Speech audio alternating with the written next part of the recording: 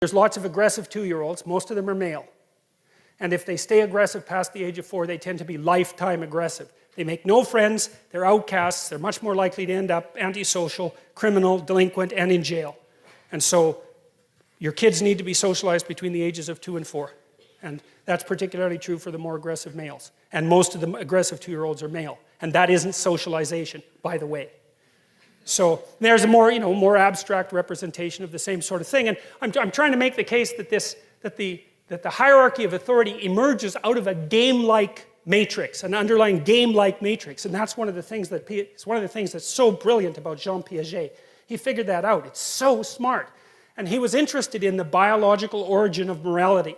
And he identified it, he traced the origin to play and the emergence of morality out of play.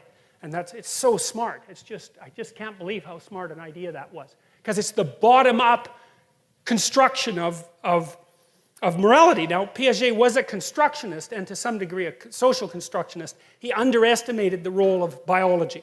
But that doesn't invalidate his theory. It's really easy to put a biological underpinning underneath Piaget's theory. We know the biology well enough to do it quite nicely now. So, I mean, the fact that Panksepp, for example, could identify the play circuit is a really good start with that, right? Because play has been around so long that we have a circuit that's dedicated to it. Here's something that's cool about men. Men are much more criminal than women. And that, by the way, that does not look like it's sociocultural, partly because it peaks when testosterone kicks in around 14, like it just spikes the hell up, and then it stays pretty high until about 27. And so standard penological theory, for those of you who don't know this, is that if you have a repeat offender, a guy who just won't stop getting in trouble, you just throw him in prison until he's 28. And it isn't like you're rehabilitating him or anything. It's like by 28, he's done with his criminal career because the crime curve peaks at 15 and then falls down around 27 or so, it burns out. And that's often, by the way, that's often when men get married and settle down and stabilize. One of the things that's cool about that is the creativity curve for men is almost exactly the same thing. It ramps up when testosterone kicks in, and then it starts to flatten out around 27. The curves match very, very closely. So that's quite cool. It's the creativity element of it that I'm particularly interested in, because creativity is, in many ways, an attribute of youth.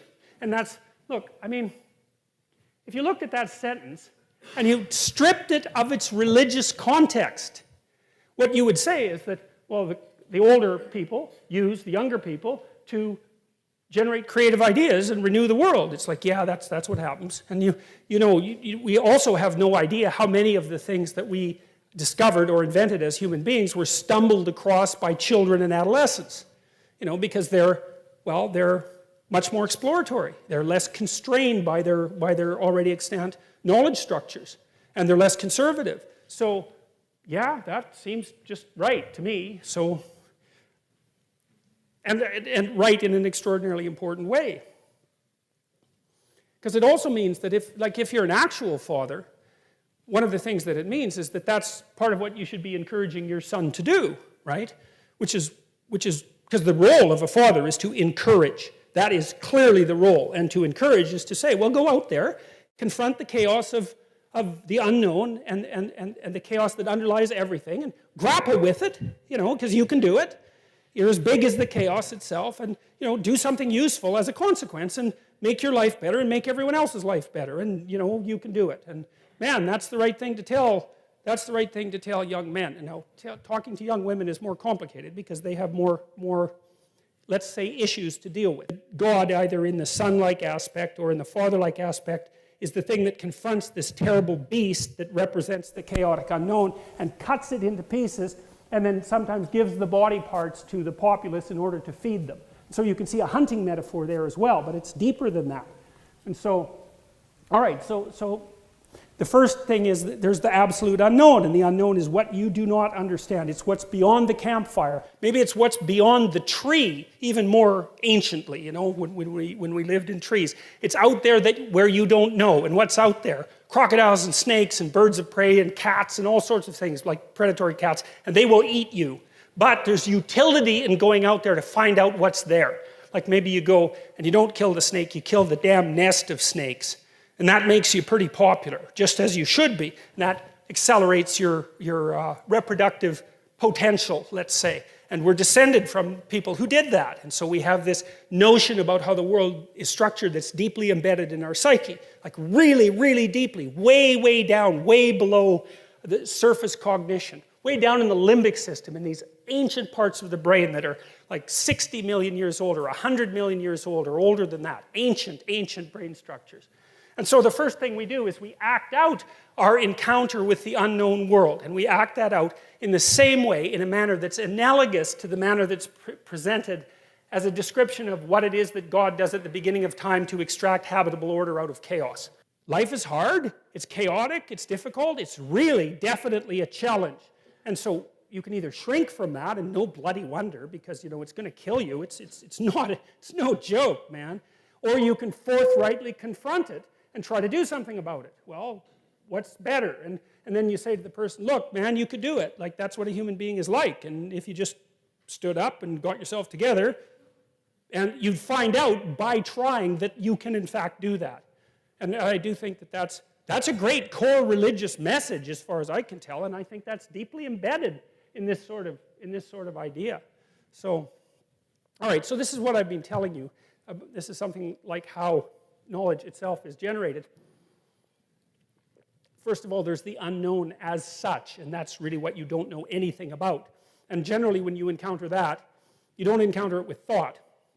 You encounter it like this, right? And that's the first representation of the absolutely unknown. It's something that is beyond your comprehension, and it's terrifying. And because it's beyond your comprehension, you cannot perceive it, you cannot understand it, but you still have to deal with it. And the way you deal with it is that you freeze. That's what a basilisk does, say, to the kids in Harry Potter, right? They take a look at it and they freeze. And that's the snake, the terrible snake of chaos that lives underneath everything. You see that thing freezes you. And that's because you're a prey animal. But at the same time, it makes you curious. And so that's the first level of contact with the absolute unknown, is the emotional combination of freezing and curiosity. And that's reflected, I think, in the dragon stories. The dragon is the terrible thing that lives underground that hoards gold or hoards virgins. Very, very strange behavior for a reptile, as we pointed out before. But the idea is that it's a symbolic representation of the predatory quality of the unknown combined with the capacity of the unknown to generate nothing but novel information. And you can see that as very characteristic of human beings, because we are prey animals. But we're also unbelievably exploratory, and we're pretty damn good predators. And we occupy this weird cognitive niche. And so one of the things we've learned is that if we forthrightly confront the unknown, terrifying as it is, there's a massive prize to be gained, continually. And so that seems to be true.